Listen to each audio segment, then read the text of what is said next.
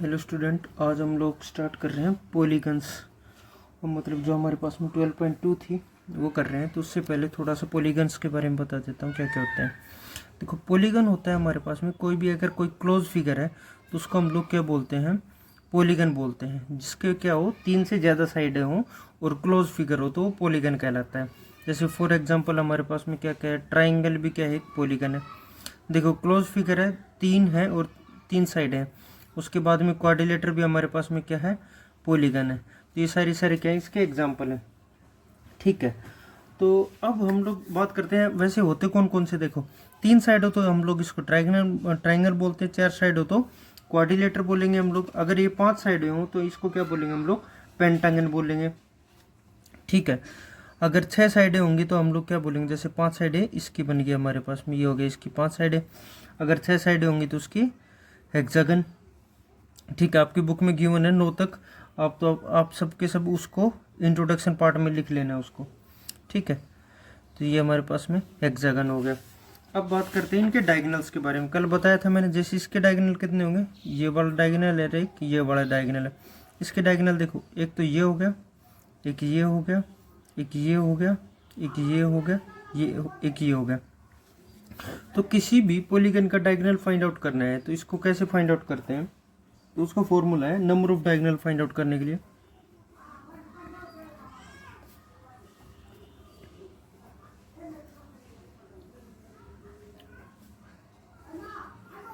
वो है n into में n-3 divide by n।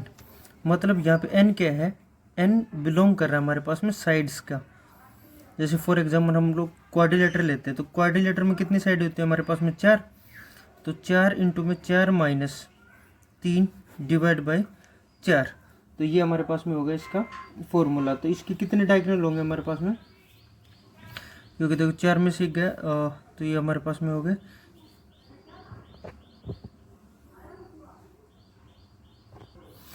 Sorry यहाँ पे 2 आएगा, 2। ठीक है, डिवाइड बाई n नहीं, डिवाइड बाई 2।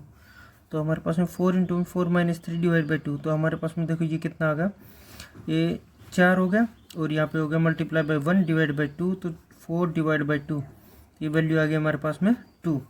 तो जो उसके डायगोनल है, कितने डायगोनल हो सकते हैं, 2 हो सकते हैं। अब जैसे हम लोग इसकी बात करें पेंटागन की, तो हमारे पास में पेंटागन में कितनी साइड होती है, 5 साइड होती है। 5-3 डिवाइड बाई 2 तो कितने होगी, 2 हमारे पास में, ये हो गया 2। 5 मल्टीप्लाई बाई 2 डिवाइड बाई 2, 2 से 2 कैंसिल और 5 आ गया। ठीक है, तो ऐसे हम लोग क्या फाइंड आउट कर सकते हैं, डायगोनल फाइंड आउट कर सकते हैं। तो मेन फॉर्मूला क्या है हमारे पास में, ये है n इंटू में n-3 डिवाइड बाई 2। तो ये क्या है, डायगोनल फाइंड आउट करने का फॉर्मूला है। अब इससे बाद में चलते हैं हम लोग टाइप्स ऑफ पॉलीगन्स पे। ठीक है, टाइप्स ऑफ पॉलीगन में क्या आता है हमारे पास में, 2 टाइप के पॉलीगन होते हैं। एक तो होता है कन्वेक्स और एक होता है कनकेव। ठीक है, जैसे कि हमारे पास में कन्वेक्स और कनकेव लेंस होते हैं, वैसे ही कन्वेक्स और कनकेव पॉलीगन भी होते हैं। ठीक है, जब कन्वेक्स पॉलीगन होता है, जैसे हम लोग साइंस फिजिक्स में पढ़ते वैसे ही इसके अंदर होगा कि जब क्या हो कि हमारे पास में कनकेव मतलब कि जो हिस्सा कुछ बाहर निकला हो, तो हमारे पास में कोई भी ऐसे पॉलीगन जिसमें क्या हो, हमारी सारी साइडें क्या है, बाहर की तरफ हो, ना कि कोई अंदर की तरफ धसी हुई ना हो, तो वो सारे पॉलीगन कैसे कहलाएंगे, कनकेव पॉलीगन कहलाएंगे। कन्वेक्स पॉलीगन में जब क्या हो, कोई भी हिस्सा, कोई साइड अंदर की तरफ धसी हुई है, जैसे फॉर एग्जाम्पल मैं इसको ऐसे बना दूँ, तो ये किस टाइप का पॉलीगन होगा, ये कनकेव पॉलीगन होगा, क्योंकि देखो इसकी साइडें अंदर की तरफ जा रही हुई है। ठीक है, तो ये क्या होगा, कनकेव पॉलीगन। और जब क्या हो, सारी साइडें हमारे पास बाहर की तरफ हो या सीधी हो, तो हमारे पास में क्या होगा, वो कनकेव पॉलीगन होगा। ठीक है, सॉरी कन्वेक्स पॉलीगन होगा। तो कन्वेक्स और कनकेव क्लियर हुआ। अब हम लोग बात करते हैं, एक होता है रेगुलर पॉलीगन। रेगुलर में क्या होता है कि जब अगर हमारी सारी साइडें अगर इक्वल हो तो वो क्या कहलाता है हमारे पास में, रेगुलर पॉलीगन। रेगुलर पॉलीगन होता है जब ऑल साइड्स आर इक्वल। अगर ऑल साइड इक्वल होंगे तो all angle are also equal, मतलब अगर उसकी सारी साइडें बराबर होंगी तो एंगल भी क्या रहेंगे, सारे बराबर ही रहेंगे। ठीक है, अब हम लोग करते हैं क्वेश्चन स्टार्ट। ठीक है, फर्स्ट नंबर क्वेश्चन करते हैं। Find the number of diagonal of the following polygon whose number of sides are given below. हमारे पास में साइड गिवन है, number of diagonal find out करने हैं। तो हमने फॉर्मूला पढ़ा था, क्या था हमारे पास में, n इंटू में n माइनस 3 डिवाइड बाई 2।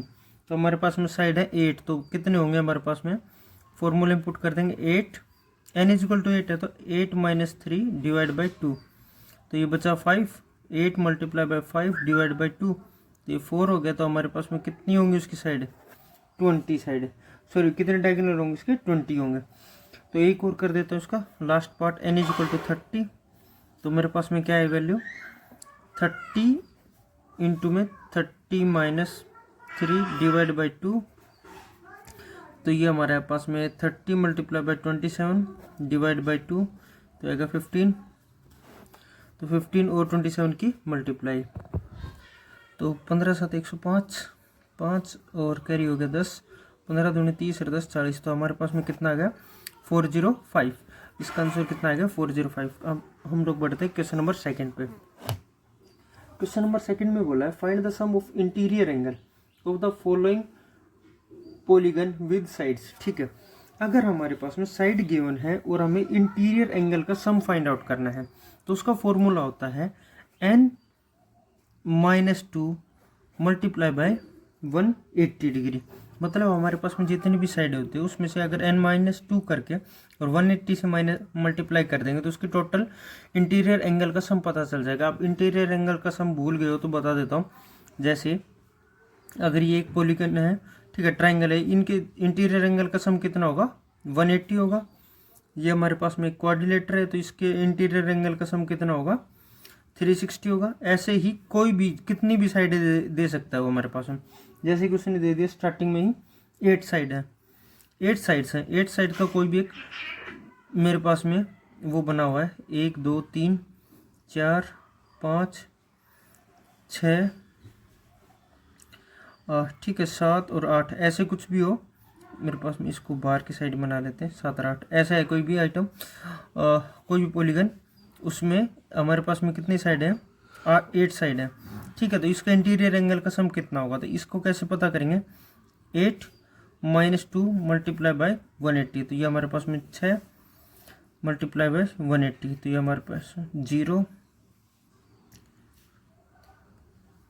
48 4 और 6 कम 6 4 10, तो हमारे पास इसका सम कितना आएगा 1080। ठीक है, अब हम लोग इसको खुद करना, आपको सारे क्वेश्चन खुद ट्राई करने, बस इसमें फॉर्मूला लगेगा, यही फॉर्मूला पुट करना है और सारे क्वेश्चन निकल जाएंगे इसके। अब हम लोग बढ़ते हैं क्वेश्चन नंबर नेक्स्ट पे, थर्ड पे। ठीक है, क्वेश्चन नंबर थर्ड में बोला है find the each interior angle of the regular polygon. अगर हमारे पास में रेगुलर पॉलीगन है, रेगुलर पॉलीगन का मतलब जिसकी सारी साइडें क्या है इक्वल है, वो तो हमें क्या बताना है कि प्रत्येक एंगल कितने का आएगा। जैसे अगर मेरे पास में क्वाड्रिलेटर है, अगर इसके सारे एंगल सारे बराबर होंगे तो कितने कितने डिग्री के होंगे 90 डिग्री के। तो ये बोल रहा है सारे रेगुलर पॉलीगन है जितनी भी साइड है, तो उनका जो एक एंगल बनेगा वो कितने का बनेगा। ठीक है, तो उसका फॉर्मूला क्या होता है n माइनस 2 180 डिग्री, जैसा हम लोग इसमें निकालते हैं सम ऑफ इंटीरियर एंगल, वैसे ही, और डिवाइड बाय क्या होगा हमारे पास में उसकी साइड से डिवाइड हो जाएगा। तो जितनी हमारे पास में साइड है उससे डिवाइड कर देते हैं। जैसे इसका पहला ही क्वेश्चन है, और सॉरी इसका दूसरा पार्ट करते हैं, फर्स्ट सबको फर्स्ट ही कर रहे हैं। तो 12 minus 2 multiply by 180 divide by हम लोग क्या करेंगे 12 से। ठीक है, तो हमारे पास में 12 में से 2 गया, 10 मल्टीप्लाई बाय 180 डिवाइड बाय 12, 2 पे कट आउट ये 6 और ये कितना हो गया 5, ये 3 0, तो हमारे पास में कितना आ गया पर एंगल की वो कितना आएगा 150 का। ठीक है, ऐसे ही आपको थर्ड क्वेश्चन पूरा करना है। अब हम लोग बढ़ते हैं नेक्स्ट क्वेश्चन पे।